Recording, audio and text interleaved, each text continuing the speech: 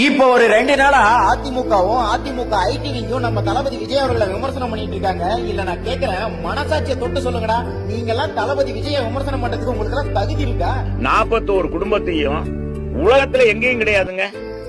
இறந்தவங்களை கூப்பிட்டு போன் போட்டு வீட்டுக்கு வாங்கன்னு கேதம் கேட்கிற காட்சி தமிழகத்துல புதியதுங்க. அடடடா, இந்த அதிமுகவை சார்ந்தவங்க பெரிய யோக்கிய சிகாமணி மாதிரி பேசிட்டு இருக்கீங்களே. 2018 யாரும் மறந்திருக்க மாட்டீங்கன்னு நினைக்கிறேன். தூத்துக்குடியில ஸ்டெர்லைட் ஆலைக்கு எதிராக அப்பாவி பொதுமக்கள் போராட்டம் பண்ணும்போது எந்த ஒரு முன்னறிவிப்பும் இல்லாம அந்த அப்பாவி போராட்டக்காரர்கள் மீது துப்பாக்கி சூடு நடத்தி 100க்கும் மேற்பட்டவங்க பாதிக்கப்பட்டாங்க. 13 பேரு அப்பாவியா குண்டடிப்பட்டு இறந்து போனாங்க.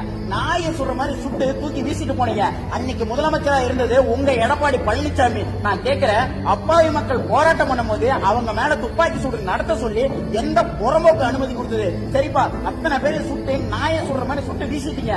அத்தனை பேர் குடும்பத்தை வீட்டுக்கும் உங்க எடப்பாடி பழனிசாமி ஒவ்வொரு வீடா போயிட்டு ஆறுதல் தெரிவிச்சுட்டு வந்தாரடா. ஆனா ஒருத்தர் போனாரு. இன்னைக்கு 41 பேரை கொன்னவன், 41 பேரை கொன்ன கொலகாரன்னு சொல்லிட்டு பட்டம் கட்டி வச்சிருக்கீங்கல்ல. இந்த விஜய் தான் அன்னைக்கு தூத்துக்குடியில துப்பாக்கி சூடு நடந்த போது தமிழ்நாடு ஒழுங்கி போயிருக்கும் போது அத்தனை குடும்பத்துக்கும் போய் ஆறுதல் தெரிவிச்சு அந்த குடும்பத்தோட குடும்பமா தோளோட தோல் நின்று அந்த குடும்பத்துக்கு தேவையான நிவாரண உதவியை கொடுத்துட்டு வந்தவரு எங்க விஜய்டா. நீங்க எல்லாம் இவரை பார்த்து விமர்சனம் பண்றதுக்கு கால் தூசுக்கு கூட சமம் கிடையாதுடா.